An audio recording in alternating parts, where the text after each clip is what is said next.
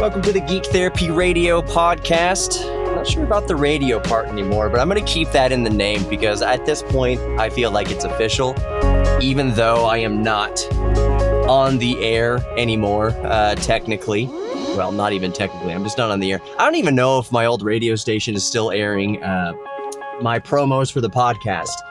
I still have all sorts of ins at the radio station. I could send them a whole bunch of they're called liners or just adlets.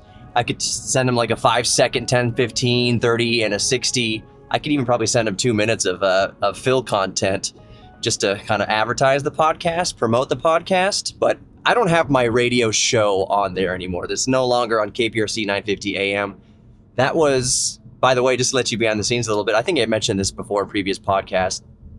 That was my decision. I emailed the program director and said, hey, it's cool if you want to sell my time slot to, what do you call it? Paid, an infomercial or something like that.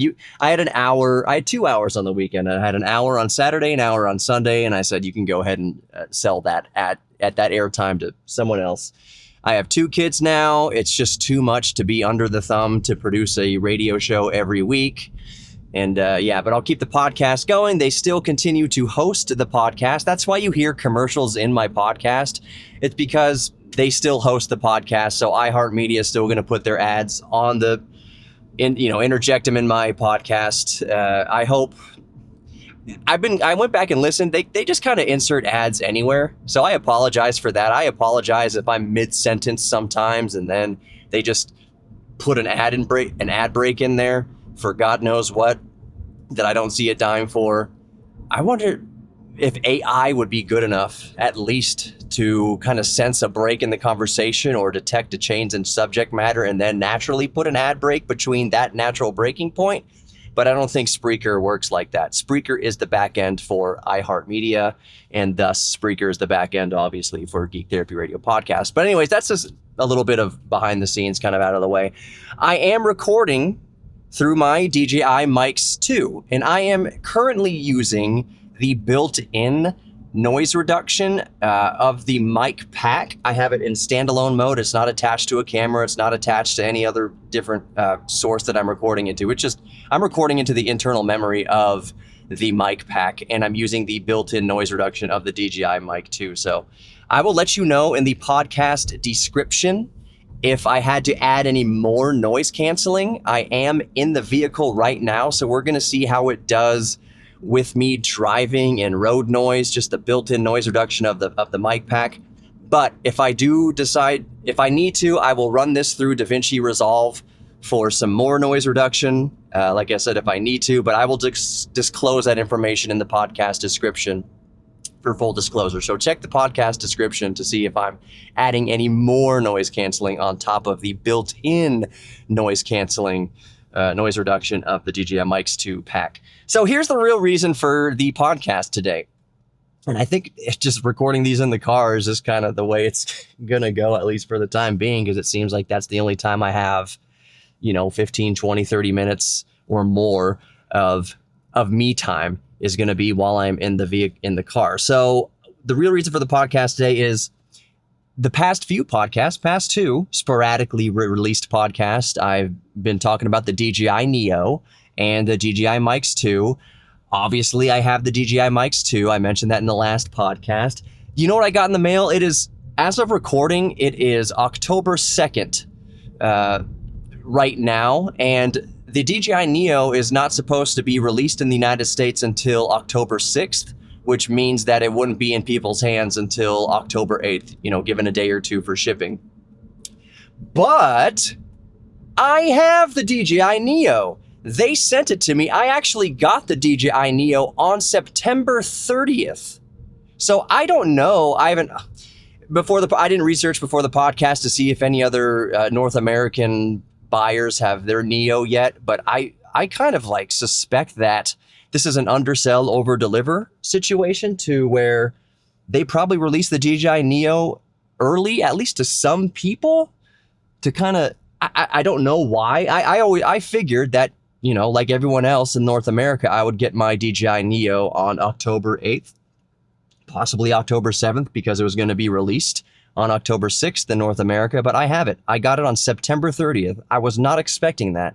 The DHL driver showed up on my doorstep with a box, and I just thought it was the remote. Like, I ordered the DJI RC N3, whatever, to be compatible with remote control operation of the Neo. So I was just expecting, okay, sure, the controller gets here early. The DJI RC N3 controls obviously more than just the Neo. It's gonna, what else does it control? The Air 3S, like it's a new transmission system. It's like the main thing. So it has, I figured, all right, there's already DJI drones that can use the DJI RC N3, so it makes sense that the DJI RC N3 comes out before the Neo, because there's probably already products out that the N3 connects to. No, the DJI RC N3 actually arrived a day later after the Neo. So I was really, really genuinely surprised and delighted when I opened the box expecting just the remote control and saw, oh, it's the DJI Neo. And then the next day I got the remote control.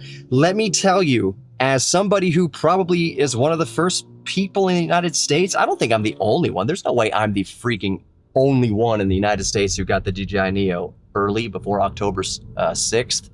But I might be one of a few, like the first batch, I guess. If you remember in past podcast or two, I mentioned that, mark my words, they'll do a firmware update, like a massive firmware update before the North American release to fix the video quality issues in standalone mode and a few other little things. So there was one minor update that came out with some little bug fixes. It was nothing major. So they have released a firmware update just a few days after its release in Asia and across other parts of the world. I don't know when it came out in Europe, but there was a minor firmware update. And I thought they would have a major firmware update before the North American release, but I got mine before October 6th. So yeah, it's pre-major update. There's been no major firmware update as of yet. So I had the DJI Neo pre-major firmware update. Let me tell y'all, after seeing so many reviews, as maybe some of y'all have, about the DJI Neo and the massive clapback that the video quality in standalone mode is legitimately awful, I was kind of with bated breath wondering how it would perform, and I saw just reviews that say it's really cool in this regard and really bad in this regard. So I have never had more fun with a drone. The last time I had this much fun with a drone was probably when I got my first Phantom. I think I got the Phantom 2, gold edition, premium edition, whatever. Like 2015 is when I got, I think, my first drone. Is a big old Phantom, and you can't fold it up, and it's not compact at all. It's just a big flying giant white albatross of a drone. But I had a lot of fun with it because it was my first drone. I had never had a drone before, and it was a very unique experience. This DJI Neo has been nothing but a permanent grin on my face, just even in standalone mode. Yes, the video quality currently, as of recording in standalone mode, is not very good when you import it into a video editor. It's not good at all, actually.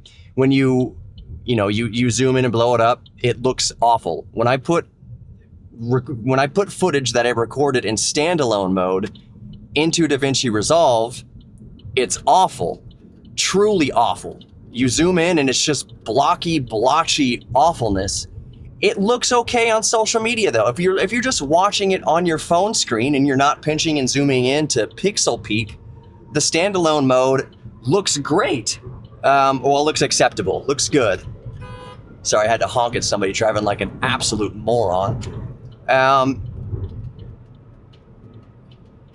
Good Lord, people are stupid.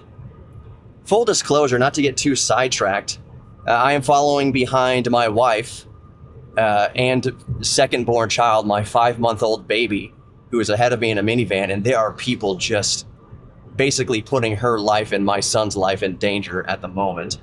And I'm kind of watching from. They're fine now. They're fine now. It's just one driver. And it was a couple drivers road raging with each other around the minivan, which my wife and child are in front of me. All good now. Gosh. Anyways, back to the DJI Neo. Yeah, in standalone mode, the footage looks awful when you pixel peep.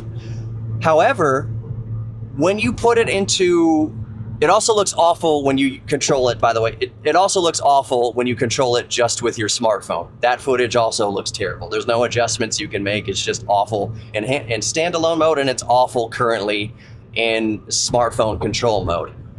Now, when you do pair it to a controller, though, the DJI RC N3 in my case, N2, N3, whatever, the footage looks quite acceptable. It actually looks, it really looks not bad at all. Like it's really usable, because in the controller, you can dial in sharpness. You can reduce the sharpness, which, by the way, if you got a DJI Neo and you have you're controlling it with an RC, immediately go into the camera settings and the style menu and just drop that sharpness down the lowest it can go, which is -2. It starts at 0. You can put it up to +1, but put it down, put the sharpness down to -2, and you'll be right as rain.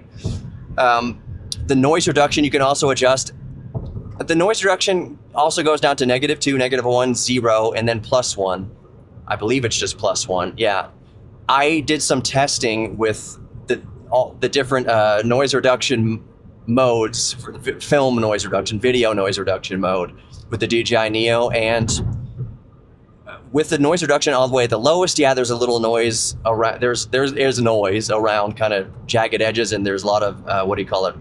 Not noir. What's the word I'm looking for? When straight edges, there's aliasing. You can notice I'm aliasing. There's noise in like the leaves of trees on the ground. It's not terrible, and it's nothing that I don't think a video editor, a linear editor could kind of deal with. But I cranked it all the way up, the noise reduction, I cranked it all the way up to +1.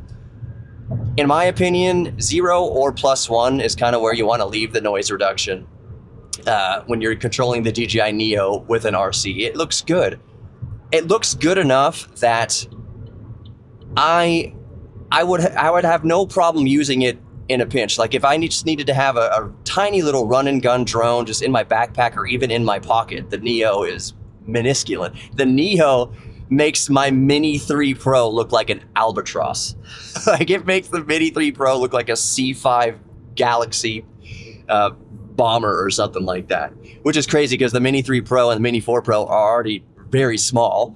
The Mini 4K is slightly smaller than the Mini 3s and the Mini 4 Pros, but the Neo in comparison makes the Mini series of DJI drones look massive. But if all I had was the Neo and the remote control, you could absolutely get usable footage with the DJI Neo in its current iteration, with its current firmware version. Even right now, before any major updates, you can get very usable footage out of the Neo. The biggest issue I found with the Neo, though, flying with the controller, I'll let y'all know that currently the max altitude is 400 feet or 393 feet. What is it? 100 meters? 120 meters? Whatever it is. You cannot go above that. You cannot set the altitude higher than that. Like in my Mavic 3 Pro and I think Mini 3 Pro, you can set the altitude up to like 1,600 feet in freedom units.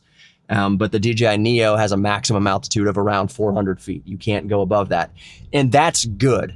This is to my point here. That's good that you can't go over 393 feet or whatever, because this thing gets tossed in the wind. It's not horrible. It's not horrible at all. But in situations that are kind of breezy and gusty where I'd feel okay with the Mini 3 Pro, or I'd definitely feel okay with my big boy Mavic 3 Pro, those same conditions where I would be okay with the bigger drones are a no-go with the Neo. It gets pushed around quite a bit. And the gimbal only works on the up and down axis, so it doesn't have any kind of roll to it, to the gimbal. So if the drone is tilted, left or right, fighting against a crosswind, the footage gets slanted, and you'll get all sorts of warnings on the screen saying high wind. That high wind warning comes on a lot sooner than it would on the Mini 3 Pro or definitely the Mavic 3 Pro. So that is a consideration. If I'm out and about, run and gun, filming whatever, and let's say I'm in the great outdoors of like Wyoming or something, and it's kind of windy, I'm not going to put the drone up in the air. I'm certainly not going to put it more than 400 feet if I put it up 400 feet at all. I might get it 10 feet in the air, somewhere close, somewhere within, just very close to the ground. That's kind of a rule of thumb with any drone that you fly. If you're in gusty wind conditions and you're risking a flyaway or whatever, you need to lower your altitude. You need to go down further to where it's not gusty, to where you're not hitting trees or any obstructions around you. But you definitely need to lower your altitude to get out of those higher winds aloft. That goes for any aircraft that flies in the sky ever. It's less windy usually at ground level. So if you get these high wind warnings in your drone and you're worried about it, you need to drop down in altitude to get to a less windy altitude. The trade-off is sometimes if you have to drop altitude, you might go below some obstructions. Like maybe there's a building or some trees that are 120 feet high and you need to drop it down to 100 feet. You might lose connection with the RC controller. So just do your best. That's all part and parcel to say that the 393-foot altitude limit of the DJI Neo is wonderful. I have no complaints about that. Maybe there's some people that say, I wish you could go up 1,000 feet. Why is it restricted to just 400 feet?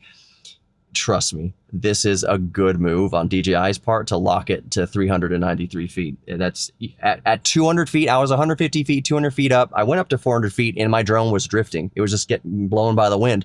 So I lowered it down to 120 feet, more reasonable. And it was still listing to the right a little bit in the crosswind. Sport mode, I was able to get it up to like 10 or 12 miles per hour. It's not very fast in sport mode. It looks quicker because it's a tiny drone. But for instance, sport mode in my Mavic 3 Pro is about almost 50 miles an hour. It's like 47, 48 miles per hour last time I checked it over the weekend. So yeah, the Neo is much slower. It's a lot louder too. It's more annoying. That is something to keep in mind. I mean, you'll get used to it. Anytime you have a drone with little small rotors, you're going to have a lot more high-pitched whine to it.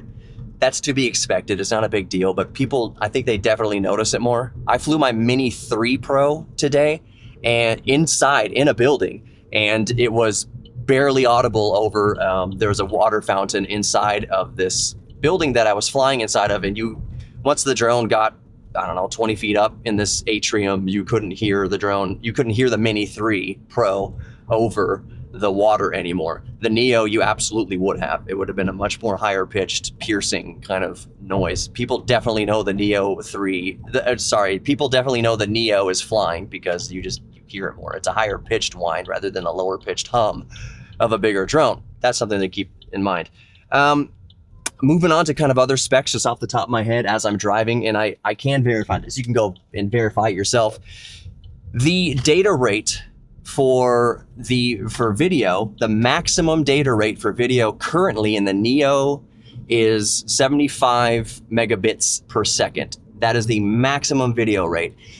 If you follow me on X, Twitter, X, whatever you want to call it, I did a series of posts going over kind of my initial kind of testing of the drone. So like, how fast does it charge? By the way, it charges at about 11 watts. If you plug a USB cable directly into the Neo, it charges at 2 amps, 5 volts, 2 amps.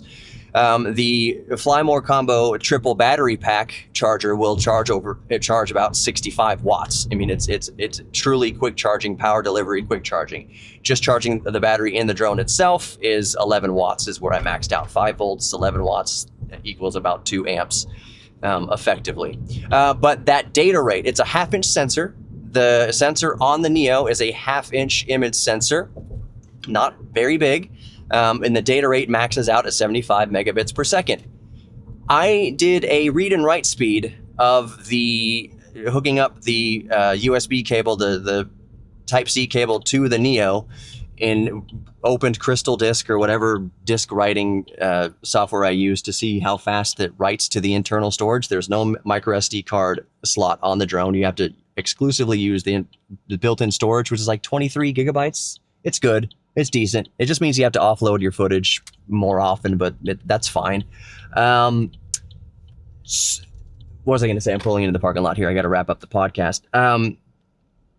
Yeah, so I did the disk read and write is 30 megabytes per second, which equals to about 220 or so megabits per second. So that's to say there's a lot more bandwidth available to record with. So I bet you that when you record later on with after an update, I bet you there's no reason why they couldn't add a log profile, in my opinion, because it's at 75 megabits per second, but the read and write speeds are over 200 megabits per second. So there's wiggle room there. I'm going to pause the recording here because I'm about to go into this new daycare and check it out. But I'm going to hit stop recording and come back at a later time. Hold on a second. I only have a few more minutes, so I'm going to start wrapping up with this about the DJI Neo. I kind of talked about the specs, half-inch sensor. Currently, the maximum video bitrate is 75 megabits per second. I did the read and write speeds of the internal storage, and I measured it to be around 220, 230 megabits per second. So there is room to grow, theoretically. I'm not an engineer, I don't know. In future firmware updates where I think they could add flat color profiles and such, maybe other recording modes like 1080, 120, something like that. Oh gosh, what was I gonna say? In that regard, I just had something in that regard. Oh, the other evidence that I think that's coming in a future firmware update is when you go into the app and in the remote control in the settings, there is settings that say color profile, and the only option underneath it right now says normal. So why would that be in the menu if they don't plan on adding more color profiles to the menu? Very interesting. So I think there's bandwidth meat on the bone, and there's already some options in the settings that indicate future color profile in different video settings, possibly even recording in H.265 or what.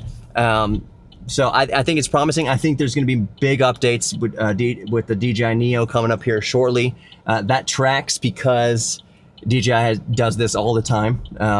Like I mentioned in the previous podcast, the Mavic 3 Pro, the super telephoto lens was awful at launch, and then they did firmware updates and added more features to it, and it looks great now. And so I don't think anything's going to change with the Neo. The last few minutes here of the podcast, though, I want to mention why I'm having the most fun I've had with the drone since I first got a drone in 2015. Handheld mode, like standalone mode, where you just aim it at your face or aim it at yourself and tap the button on top and select between orbits and helixes and follow me modes and all sorts of things. It's so good. The obstacle avoidance, it doesn't have any dedicated cameras for obstacle avoidance. It has the downward facing sensors so it can see your palm and you can land it in your palm. It has things like that, but it only has the one main camera in front. There's no rear, side, up or upwards obstacle avoidance. But whatever algorithm, just out of the box, the obstacle avoidance algorithm, just using the main camera, is wicked good. I tested the follow me mode with my Mini 3 Pro, and it is barbaric compared to how good follow me is with the Neo. I hope whatever algorithms they're using in the Neo makes its way to the bigger drones, because the Neo is sorcery with how good it follows you. If you walk directly into the sunlight, like the camera's facing directly into the sun, it'll lose you. It's too bright, washed out, it can't track you anymore. That makes sense. Why are people going so slow? No, dag nabbit, I don't want to go. Doing something illegal. We're in Texas. All right. The follow me mode with the Neo, without obstacle avoidance, whatever algorithm they're using just from the main camera, is mind-bendingly good. It is so good, and that's one reason why it's so fun. It's so fun to just have it in your hand, no controller. You don't even whip out the app on your phone or anything. You just put it in your palm of your hand, face it towards you, tap a button or two, and it's following you, or it's doing a droney. It's doing these kind of creative quick shots. My son Riker loves it. We've been having so much fun with the drone. He's not even 4 years old. He'll be 4 years old this month. He already knows how to operate it. This kid, I'm thinking back to when I was 4 years old. This kid is 4 years old and he knows how to operate a drone now. He pushes the button, he counts to 3, and the drone talks to you and says, what is it? Orbit mode, close, 3, 2, 1, and then it takes off. It's really, really cool, really intuitive. It lands in your hand like a feather. The second it touches the skin of your palm, the rotors shut off. And the rotors are all completely enclosed in their protective cages. It's amazing. This drone is so much fun to operate in handheld mode and in standalone mode. I just wish there was a way to use the app to kind of preset the standalone mode video settings. That will probably come down the pipe, hopefully. But just right now, in its current standalone version, amazing. So much fun. Riker loves it. I love it. It is so fun. It's $200. It's DJI's cheapest drone by far. It is phenomenal. There are some shortcomings, like I mentioned, but like, it is hard not to recommend this. And it's durable. It is durable. I don't think Riker can stomp on it. I don't think it would survive that, but it has bashed off buildings. It follows you. I've walked through narrow doorways and it follows me like just like sorcery through these narrow doorways. And even if it kind of bumps something, it doesn't stop following you. Like if it's not a bad bump, like if it kind of ricochets off the wall or something like that, it kind of goes wee wee, but it keeps following you. It doesn't immediately get knocked out if it hits a tree branch or something. If it can still fly, it kind of adjusts and keeps going. It is awesome. And then even if you fly at full speed into something as fast as the drone can go, it's a survivor. It maybe gets a scuff or something. This thing is a battle tank. Today, to show a colleague at work, I said, check this out. And I just kind of threw it against the wall, kind of medium, and it bounced off the wall, go down, and check this out. I just turned it on and it flew perfectly. This thing is, it feels flimsy, but it's built like a tank. It is completely incredible. I am blown away. All right, I'm here to pick up Riker from daycare. Thank you so much for listening to Geek Therapy Radio Podcast. You are worthy of love, giving love and receiving love, and you're worthy of your own self-respect. Thank you so much for listening, and I'll talk to you next time. Check the podcast description to see if I added any more noise reduction to this DJI mic too. All right, y'all. Peace out.